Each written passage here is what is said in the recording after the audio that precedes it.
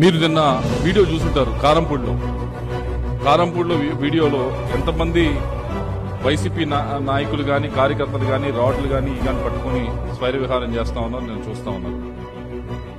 దాన్ని బట్టి మీకు అర్థం చేసుకోవాలి. ఇదేదో దయచేసి నేను కోరుతా ఉన్నా, అనిల్ కుమార్ యాదవ్ గారిని కానీ ఎవరు మాట్లాడేవాళ్ళైనా దీన్ని ఏదో పార్టీ వ్యవహారంలాగా దయచేసి ప్రయత్నించమని, దీన్ని అపోహలకు తావించి ఒకరిని రెచ్చగొట్టి దీంట్లో లాభం చేకూర్చేది ఎవరికీ లేదు.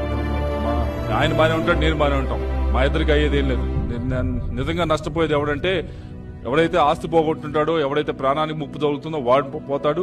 రెండోది కేసులు పెట్టించుకున్న క్యాడరు నెక్స్ట్ 5 సంవత్సరాలు 10 సంవత్సరాలు ఆ కేసుల చుట్టూతో తిరుగుతూ వాళ్ళ టైం అంతా వాళ్ళ కుటుంబాలు మొత్తం పోగొట్టుకుంటారు. నష్టపోయేది వాళ్ళు. దయచేసి దీన్ని అనవసరంగా వేరే కలర్ పూసి దాన్ని అనవసరంగా పెద్ద చేసి ఇబ్బంది పెట్టే కార్యక్రమం చేయకూడదని చెప్పి అనిల్ కుమార్ యాదవ్ గారిని కానీ ఎవరైనా ఈ విషయం మీద మాట్లాడే ప్రతి ఒక్కరిని